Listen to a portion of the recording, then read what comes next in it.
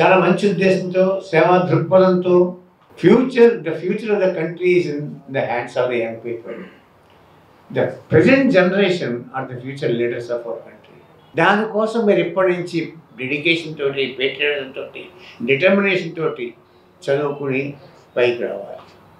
ఆ ఆస్కారం మీకు ఆర్థికంగా ఉండొచ్చు, ఉండకపోవచ్చు. ఉండని వాళ్ళకి సహాయం చేద్దాం, ఉండని వాళ్ళకి హెల్ప్ చేద్దాం అనే ఉద్దేశంతో వీరు వినోద్ గారు ఈ స్టార్ట్ చేశారు. దీన్ని మనం సద్వినియోగం చేసుకోవాలి. అంచేత ఈ భవిష్యత్తులోకి రావాల్సినటువంటి పౌరులు, ఈ దేశాన్ని ముందర నడిపించవలసినటువంటి పౌరులు ఈనాటి విద్యార్థులు, రిటైర్ అయిపోయిన వాళ్ళు, కొంతమంది ప్రైవేట్ కంపెనీలో రిటైర్ అయిపోయి వచ్చి ఉంటారు, వాళ్ళకి పెన్షన్స్ ఉండవు, ఆర్థికంగా ఎంత బాగుండొచ్చు. వాళ్ళకు కూడా కొంచెం మీ దగ్గరికి అప్రోచ్ అయిన వాళ్ళకి కొంచెం ట్రైనింగ్ ఇవ్వండి.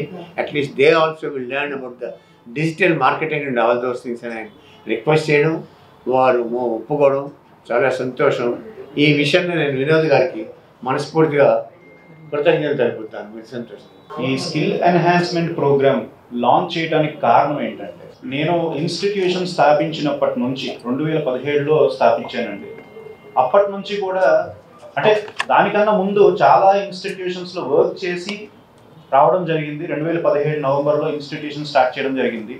అప్పటి నుంచి కూడా మన ఆంధ్రాలో కానీ తెలంగాణలో కానీ ఉన్నటువంటి కాలేజెస్ అన్నిటినీ విజిట్ చేసి హెచ్ఓడీస్తో కానీ, ప్రిన్సిపల్స్తో కానీ, కరెస్పాండెంట్స్తో కానీ అందరితో మాట్లాడి నేను తెలుసుకున్నది ఏంటంటే, విద్యార్థులతో కూడా మాట్లాడి తెలుసుకున్నది ఏంటంటే, ఇక్కడ అకాడమిక్ క్వాలిఫికేషన్ పరంగా అందరూ ముందుకెళ్తున్నారండి.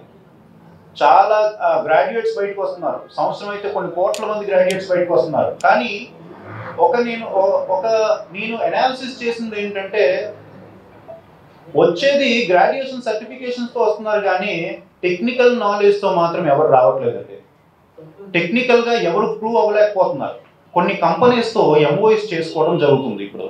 సో ఇప్పుడు ఈ ఎంఓఎస్ ద్వారా మేము ఏం చేయొచ్చు అంటే, స్టూడెంట్కి సబ్జెక్ట్ నేర్పించి, సర్టిఫికేషన్ ఇచ్చి, సాఫ్ట్ స్కిల్స్ ప్రొవైడ్ చేసి, పిల్లలకి ఏం చేయొచ్చు అంటే, మేము 50% ఆఫ్ ఆ ఎంఓఏ ద్వారా 50% ఆఫ్ ఇంటర్వ్యూ అనేది రద్దు చేసి, మిగతా 50% టెక్నికల్ నాలెడ్జ్లో టెక్నికల్గా ప్రూవ్ అయిన క్యాండిడేట్స్ని మాత్రమే మేము పంపించి అక్కడ జాబ్ చేయించగలుగుతాం.